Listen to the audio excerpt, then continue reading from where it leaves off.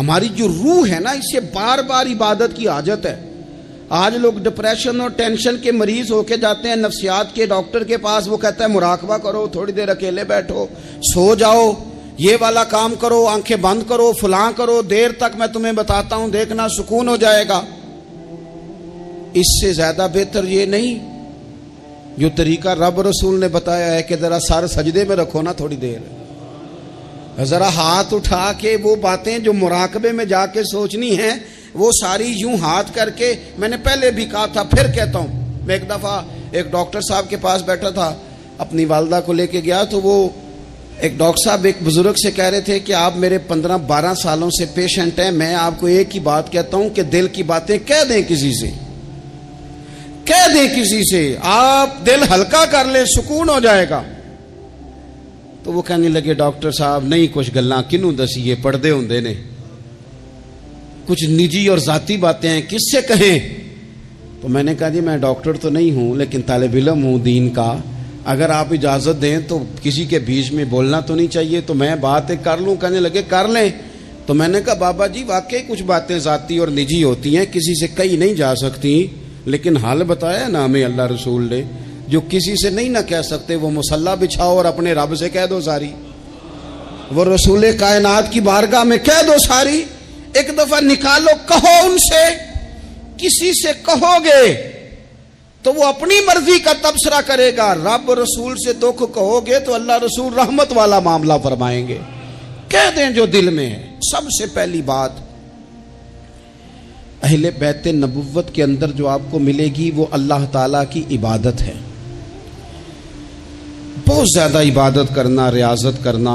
آج کل عبادت سے جی چرانا، میں کچھ دیندار لوگوں کو دیکھتا ہوں کہتے ہیں نسبت بہت تگڑی ہے ہماری، تو جناب لے جائے گی نسبت ہمیں، تم دیکھنا فلانے بزرگ کو فلانے کی خواب آ گئی، فلانے کو فلانے کی بشارت ہو گئی۔ او خدا کے بندو، میں آپ کو اس گھر کی بات بتا رہا ہوں سیدہ فاطمہ الزہرا جو جنتی نہیں، جنتی عورتوں کی سردار ہیں۔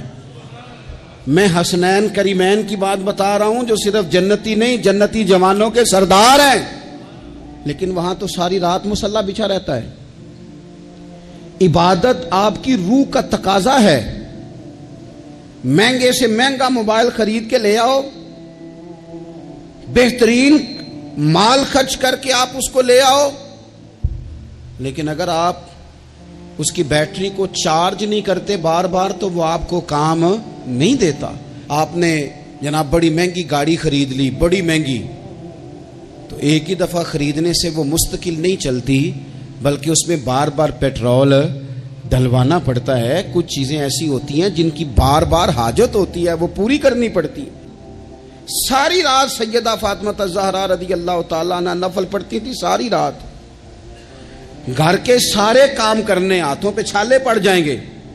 آج کسی غریب ترین آدمی کی بیٹی بھی اتنا کام نہیں کرتی کہ چھالے پڑ جائیں، حالانکہ دکھ پھر بھی بڑے زیادہ ہیں۔ آپ جس سے بھی کہیں گے وہ کہیں گے بیٹی بڑی تکلیف میں ہے، روتی بڑا ہے، لیکن اتنی مشقت کوئی بھی نہیں کرتی۔ اتنی محنت کے باوجود رات کو عبادت ہے، تقویٰ ہے۔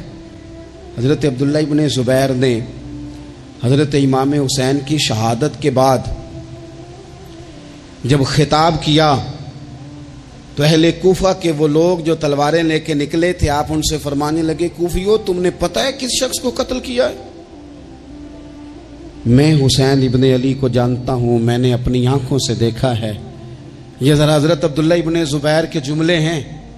فرمانے لگے میں نے انہیں دیکھا ہے، وہ لمبے لمبے سجدے کرتے تھے، وہ لمبا رکوع کرتے تھے، لمبا قیام کرتے تھے، وہ اکثر نفلی روزے رکھتے تھے۔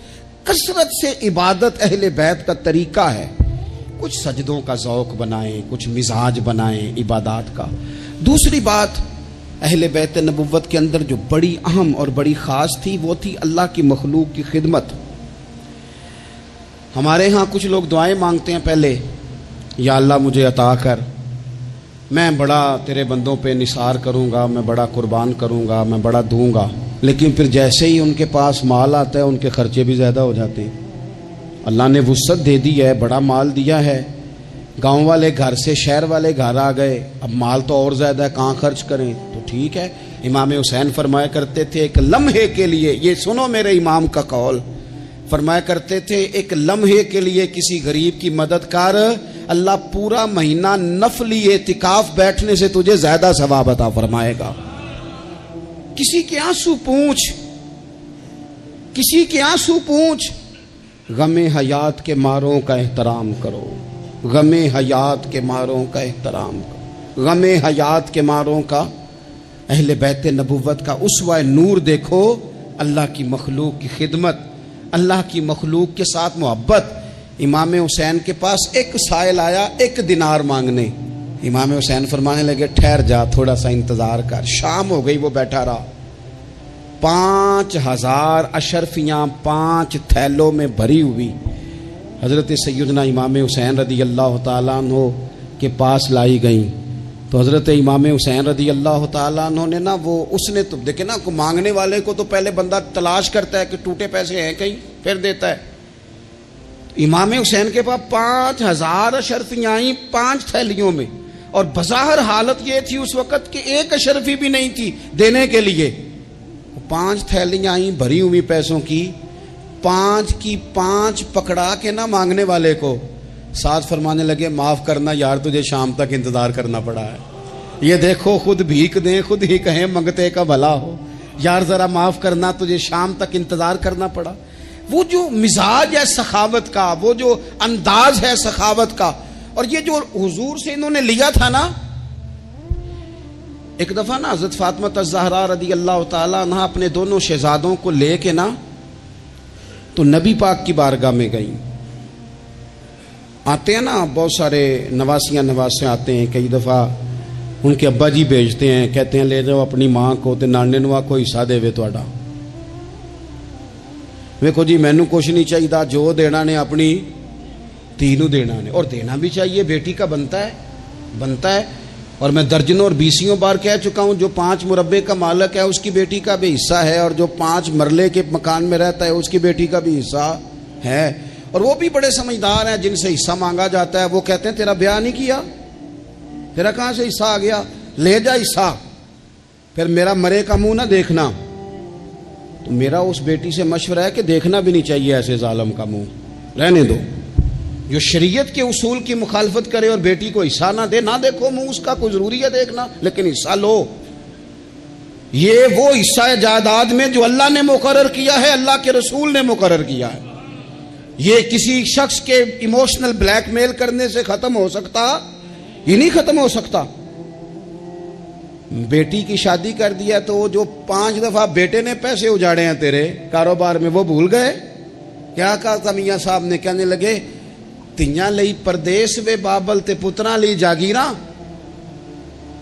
چپ چپ رہنا تے دکھ سکھ سہنا، بس تیاں دیاں تقدیراں، ساری جائیداد اس کو دے دے۔ اور میں نے یہ دیکھا ہے کہ بعد میں جو اس طرح کے ظلم کرتے ہیں وہ کئی ظلموں کا شکار ہوتے ہیں، انہیں جواب دینا پڑتا ہے۔ آمدام برسر مطلب حضرت سیدہ فاطمہ رضی اللہ تعالیٰ عنہ اپنے دونوں شہزادوں کا بازو تھاما، امام حسن اور حسین کا، اور حضور کی بارگاہ میں لے گئی، دنیا مانگنے نہیں، دولت کے لیے نہیں، جائیداد کے لیے نہیں، کہا حضور میں شہزادے لائی ہوں، میرے بچوں کو کچھ دیجئے۔ تو حضور فرمانے لگے فاطمہ، حسن کو میں نے اپنی ہیبت اور سرداری دی، اور فرمایا حسین کو میں نے اپنی جرت اور سخاوت دے دی میں نے دونوں چیزیں۔ اللہ تبارک و تعالیٰ نے پھر ان کو حضور کی عطا سے وہ فیاضی دی، سخاوت، عبادت، اور تیسری بات غریب پروری۔ جو آدمی ان پڑھ اور غریب ہوتا ہے نا، وہ سمجھدار نہیں ہوتا، اس کے گھر کے برتن صاف نہیں ہوتے، اس کو چارپائیاں اچھے طریقے سے بچھانی نہیں آتی، چونکہ بیڈ شیٹیں تھوڑی ہوتی ہیں گھر میں، تو اس لیے عقل تب آتی ہے جب نوٹ آئیں۔ بے وقوفاں دے نوکر ویکھے دانش مند سیانے، یہ مطلب گاڑی گھر میں آ جائے تو چھوٹے چھوٹے بچوں کو بھی چلانی آ جاتی ہے۔ جس گھر میں موٹر سائیکل ہو بچوں کو سیکھنی نہیں پڑتی، لیکن اگر شے ہی کوئی نہ ہو، میں کسی شخص سے بیزار نہیں ہو سکتا، کیونکہ ایک ذرہ بھی تو بیکار نہیں ہو سکتا۔ غریب پروری، تھوڑا سا نا لوگوں پر توجہ، ہمارا لہجہ غریب کے حق میں، وہ سیانا نہیں، اسے بات نہیں کرنی آتی، اسے نہیں پتا کہ میں نے کس طرز کے ساتھ بیٹھنا ہے اور کس نخرے کے ساتھ میں نے پلیٹ میں ڈالنا ہے۔ بھوک زیادہ لگی ہو تو پھر تو بہت ساری ویسی چیزیں بھول جاتی ہیں بھائی۔ تو یہ سارا شعور تو تب آتا ہے جب بندہ برگر کھا کے دعوت پہ آیا ہو، تو پھر وہ تھوڑا سا سالن ڈال کے تو اس میں کانٹا رکھ کے تو کھڑا ہو کے گپ شپ لگاتا ہے، اس لیے کہ وہ روٹی نہیں کھا رہا ہوتا، ویڈیو بنوا رہا ہوتا ہے، وہ تصویریں بنوا رہا ہوتا ہے، اس کا لہجہ اور ہوتا ہے۔ لیکن غریب پروری، مسکین کے ساتھ بیٹھ کے کھانا، کبھی مزدوروں کے ساتھ تصویریں کھنچوانا، ان کی حوصلہ افزائی کرنا، انہیں کہنا کہ نظریں جھکا کے نہ جیا کرو، اٹھا کے جیا کرو، غریب آدمی کو پورا اس طرح کا بنا دینا کہ وہ غربت کے اندر بھی اپنے آپ کو عزت والا دیکھے۔ یہ اگر کسی نے سیکھنا ہے تو حسین ابن علی سے سیکھے، یہ حضور کی اولاد پاک سے سیکھے۔ امام زین العابدین کہتے ہیں میرے ابا جی گھوڑے پہ بیٹھ کر جا رہے تھے، غریب لوگ زمین پر چٹائی بچھا کے روٹی کھا رہے تھے، میرے سامنے امام صاحب گھر سے کھانا کھا کے آئے ہیں، غریبوں نے پیغام دیا حضور کھانا کھانا ہے۔ امام صاحب گھوڑے سے اترے، زمین پہ آ کے بیٹھے، غریبوں کے ساتھ روٹی کھانے لگے، تھوڑا سا کھانا کھایا تو انہوں نے کہا حضور تھوڑا سا اور کھائیں، فرمانے لگے زندگی میں پہلا موقع ہے کہ کھانے کے فوراً بعد کھانا کھا رہا ہوں، بھرا ہوا پیٹ تھا، لیکن علی کا پتر فاطمہ کا لال زمین پر بیٹھ اس لیے گیا ہے کہ غریب کہیں یہ نہ سمجھیں دعوت دی تھی تو حسین نے قبول ہی نہیں کی، اس لیے بیٹھ گیا ہوں، ورنہ ایک لقمے کی گنجائش نہیں تھی۔ اس کو کہتے ہیں غریب پروری، اس کو کہتے ہیں مزاج ختم کرنا چھوٹے بڑے کا، اس کو کہتے ہیں ایک ہی صف میں کھڑے ہو گئے محمود و یاز، نہ کوئی بندہ رہا نہ کوئی بندہ نواز۔ تھوڑا سا اس پر میں ایک دفعہ ایک فیکٹری میں گیا تھا، تو ایک صاحب جنہوں نے محفل کرائی تھی وہ ہمارے میزبان تھے، تو جو آدمی کھانا لے کے آ رہا تھا رکھ رہا تھا نا، تو وہ بیچارہ بعض اوقات ایک ہی بات سوار ہو جاتی، بار بار ایک ہی بات کرتا تھا، کہتے تھا پیر صاحب ساڈے مالک بڑے چنگے جے، ساڈے نال بہ کے روٹی کھاندے نے، ساڈے مالک بڑے چنگے جے ساڈے، اس کے ذہن پر یہ بات سوار تھی، حالانکہ کوئی کون سی کوئی بڑی بات ہے، لیکن وہ ایک ہی بات بار بار دہرایا جا رہا تھا، پانی رکھ کے گیا، ٹیبل صاف کر کے گیا، کھانا دیکھ، ایک ہی بات، جی تے سارے دے نال بہ کے روٹی کھاندے جے۔ تو میں سوچ رہا تھا کہ یار یہ کس طرح کا بندہ ہے، اس نے کام تو چھوٹا سا کیا ہے لیکن اس بندے کے جذبات ہیں، اب پتہ نہیں اس غریب آدمی کے جذبات کی وجہ سے رب اس کے رزق میں کتنی کو برکت پیدا کر دے گا، کتنا کو فضل ہو جائے گا، یہ جذباتی ہو گیا ہے، شوق کے ساتھ بات کر رہا ہے۔ تو یہ اہل بیت نبوت کا طریقہ ہے۔ پھر اس سے اگلی بات اہل بیت نبوت کے طریقے میں آپ کو ملے گی کہ سادگی، عاجزی، انکساری، بالکل مختصر سے اللہ کی عطا پر بھی بہت زیادہ، حالانکہ ان پر تو بڑی عطائیں تھیں، لیکن مختصر سی خواہشات، کھجور کی چھال کی بنے ہوئے ٹوپی پہن کے حضرت مولا علی شیر خدا رضی اللہ تعالی عنہ نماز پڑھ لیتے تھے، اور اونٹ کے بالوں کی بنی ہوئی چادر اوڑی ہے، اونٹ کے بالوں کی بنی ہوئی، اور سیدہ فاطمہ چکی پیس رہی ہیں، کنز المال میں موجود ہے۔ نبی پاک علیہ السلام نے انہیں دیکھا، ہلکے سے آنسو حضور کی آنکھ میں آئے اور دو جملوں میں بات ختم کر دی، فرمایا فاطمہ زندگی میں اسی پر گزارا کر، اللہ جنت میں ساری نعمتیں تیرے لیے دروازے کھول دے گا، اسی پہ گزارا کر۔ سادگی، حضرت امام حسن کے کپڑوں کو پیوند لگے ہوئے ہوتے تھے، اپنے بود و باش جب بندہ بہت مہنگی کر لیتا ہے تو اس کا اپنا خرچہ بڑا بڑھ جاتا ہے، اس نے کرنا کرانا کیا ہوتا ہے۔ اور اس سے اگلی بات یہ تھی کہ جذبہ جہاد بہت زیادہ تھا۔ پھر کہتا ہوں اتنی ساری ویڈیوز آئیں، او جی بچہ رو پڑا جی، بکرا ذبح ہو رہا تھا، تو یہ تو پریشانی والا مقام ہے، جو بچہ بکرے کے ذبح ہونے پر روتا ہے یہ جہاد کیسے کرے گا؟ اندر سے اٹھ کے دروازہ بند کرتی ہے اماں، کہتی ہے پتر دروازے پہ نا فلانا بندہ گلی میں ظلم کر رہا ہے، باہر نہیں جانا، ہماری کوئی لڑائی ہے، ہم نے نہیں، بالکل تو باہر، تو نے نہیں نکلنا باہر، یعنی ظلم ہوتا ہے تو ہوتا رہے، جبر ہوتا ہے تو ہوتا رہے۔ حضرت عثمان غنی رضی اللہ تعالیٰ عنہ کے خلاف بلوانیوں نے حملہ کیا اور حضرت عثمان کے گھر کو گھیر لیا، لوگ تو اولاد کو بچا بچا کے رکھتے ہیں نا، باہر نہیں جانا باہر نہیں جانا، لیکن حضرت مولا علی شیر خدا اپنے بچوں کو ہر جہاد میں پہلے لے کے جاتے تھے۔ حضرت علی کے زمانے میں بھی جتنی جنگیں ہوئی اپنے شہزادے پہلی صف میں۔ حضرت مولا علی نے ایک تلوار امام حسن کو پکڑائی، ایک امام حسین کو پکڑائی، حضرت عثمان کے دروازے پہ کھڑا کر کے کہا پتر خبردار، عثمان صحابی رسول ہیں، تمہارے خالو ہیں، کوئی سیدنا عثمان کا دروازہ نہ پھلانگنے کی ضرورت کرے، قربان جائیں۔ دو شہزادے تلوار لیے، حالات بڑے خراب تھے اس وقت، بلوائی مصر کے مدینے پر چڑھائی کیے ہوئے تھے، حضرت عثمان کا گھر گھیرے میں تھا، لیکن ان کی جرت نہیں ہوئی حضرت عثمان کا دروازہ کراس کرنے کی۔ کیوں کہ ایک کونے پہ تلوار لے کے امام حسن کھڑے تھے اور دوسرے پہ امام حسین کھڑے تھے۔ بچوں کو جب اے سی والے کمرے میں پوری طرح بند کر دے نا والد، اور انہیں کہ اچھا برگر کھانا ہے، 4 منگوا لو برگر، فلانی جگہ جانا ہے بیٹا، نہیں ضرور جانا چاہیے، کوئی انجوائمنٹ مس نہیں کرنی، پھر آپ بچوں سے توقع کرتے ہیں وہ محنت کریں گے آگے بڑھیں گے، یہ کیسے ہو سکتا ہے؟ نامی کوئی بغیر مشقت نہیں ہوا، 100 بار جب عقیق کٹا تب جا کر ننگی ہوا۔ مشقت کرنی پڑتی ہے، محنت کرنی پڑتی ہے، جد و جہد کرنی پڑتی۔ تو جذبہ جہاد بہت زیادہ تھا، اور جس چیز کی ہمیں بڑی زیادہ ضرورت ہے، بڑی زیادہ، وہ ہے صبر اور استقامت۔ ان الذین قالوا ربنا اللہ ثم استقاموا فلا خوف علیہم ولا هم یحزنون۔ رب فرماتے ہیں جن لوگوں نے کہا اللہ ہمارا رب ہے، پھر وہ ڈٹ گئے، انہیں نہ کوئی خوف ہوگا نہ وہ غمگین ہوں گے۔ ہمارے پاس سارا کچھ ہے، صبر اور استقامت نہیں۔ ایک پورا دن نہیں بھوکے گزار سکتے ہم لوگ۔ ایک ذرا سی ٹینشن آتی ہے، ایک ٹینشن تو لوگوں کو میں نے دیکھا ہے کہ زندگی کی ساری خوشیاں داؤ پہ لگا دیتے ہیں۔ ہمیں بالکل صبر کرنا نہیں آتا۔ 100 سے زیادہ مرتبہ کم و بیش قرآن پاک نے صبر کا حکم دیا ہے، بار بار کہا صبر کرو صبر کرو صبر کرو، ہے ہی نہیں، مزاج ہی نہیں، تڑپتے لڑتے ناراض ہوتے بگڑتے پریشان ہوتے جلد باز لوگ۔ ایک عجیب سی معاشرے کے اندر کھینچا تانی ہے، چونکہ حوصلہ نہیں، صبر نہیں، استقامت نہیں۔ ایک بندہ آج ایک فیصلہ کرتا ہے، سویرے وہ فیصلہ بدل دیتا ہے۔ کل وہ کسی کے بارے میں کچھ اور کہہ رہا تھا، آج کچھ اور کہہ رہا ہے۔